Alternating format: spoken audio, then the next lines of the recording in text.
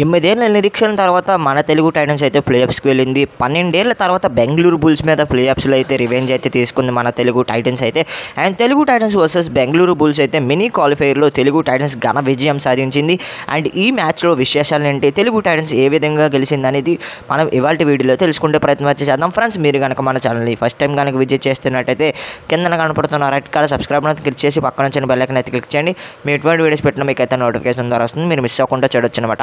And ముందుగా చూసుకున్నట్లయితే Telugu Titans defence కావచ్చు, అఫెన్స్ కావచ్చు, ఓ రమాస్ కంబ్యాక్ అయితే ఇచ్చింది. అండ్ లాస్ట్ మ్యాచెస్లో కాకుండా ఈ మ్యాచ్లో విజయ్ మాలిక్ కూడా చాలా మంచి పర్ఫార్మెన్స్ అయితే ఇచ్చాడు. విజయ్ మాలిక్ టచ్ పాయింట్స్ తెగిపోయినా కూడా బోనస్ పాయింట్లు తేయడం వల్ల తెలుగు టైటన్స్కి అయితే చాలా మంచి ఇంపాక్ట్ అయితే కనిపించింది.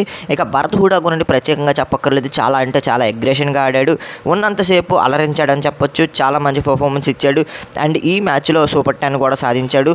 అండ్ ఈ మ్యాచ్లో సూపర్ 10 సాధించడమే కాదు, చాలా అంటే చాలా అగ్రెషన్గా ఆడాడు.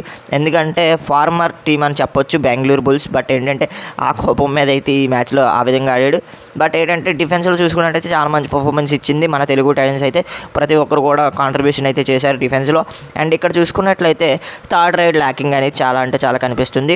Third raider Vijay Malik out అయినా, భరత్ కూడా అవుట్ అయినా మనకి రివైవ్ చేయడానికి ఇంకొక రైడర్ అయితే కనిపించట్లేదు భయ్య.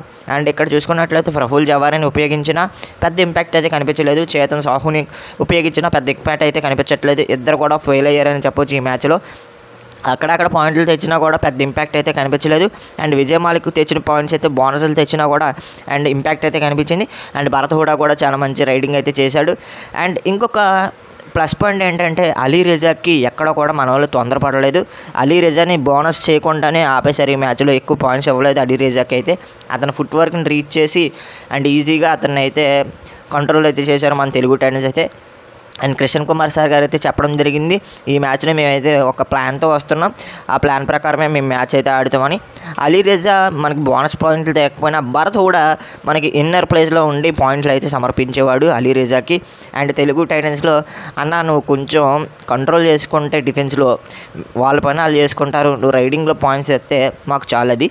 అండ్ రైడింగ్లో నువ్వు పాయింట్స్ తెస్తే కనుక ఖచ్చితంగా గెలుస్తావు, నువ్వు డిఫెన్స్లో చేయి పెట్టకుండా ఉంటే ఈజీగా వాళ్ళు ట్యాకిల్ చేస్తారు, నువ్వు ట్యాకిల్ చేయక్కర్లేదు, మన డిఫెన్స్ చాలా అంటే చాలా బాగుంది. అండ్ భరత్ కూడా కొంచెం మిస్టేక్స్ చేయకుండా ఉంటే రానున్న మ్యాచ్లో సులభంగా గెలుస్తాం. అండ్ డిఫెన్స్లో అతనైతే చేయకూడదు, అండ్ రైడింగ్లో పాయింట్స్ అయితే తీయాలి. అండ్ భరత్ కూడా అయితే నిన్న స్టార్టింగ్ నుండి కూడా రెడ్ హాట్ పర్ఫార్మెన్స్ అయితే కనిపించింది. అక్కడక్కడ ట్యాకిల్ అయినా కూడా చాలా మంచి పర్ఫార్మెన్స్ ఇచ్చాడు, ఈజీగా అంటే ఈజీ మ్యాచ్ గెలిపించాడు. విజయ్ మాలిక్ కూడా మంచి పర్ఫార్మెన్స్ ఇచ్చాడు. అండ్ థర్డ్ రైడర్ని ఇంకా మంచి రైడర్ని అయితే తెలుగు టైటన్స్ అయితే సంపాదించుకోవాలి.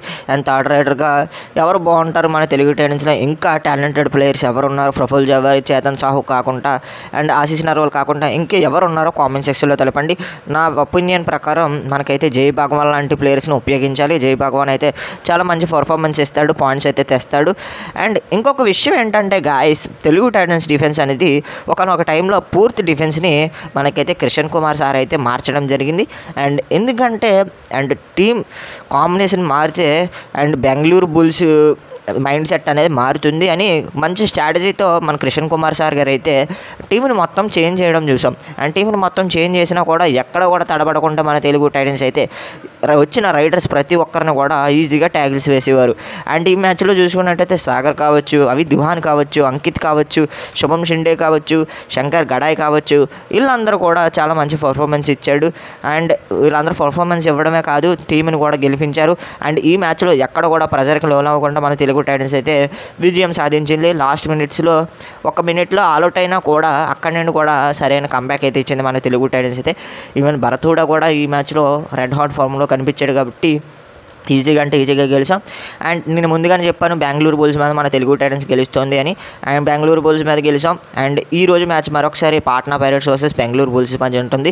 అందులో వాడిన వాళ్ళు మనకైతే మనతో మళ్ళీ ఒకసారి ఆడబోతున్నారు.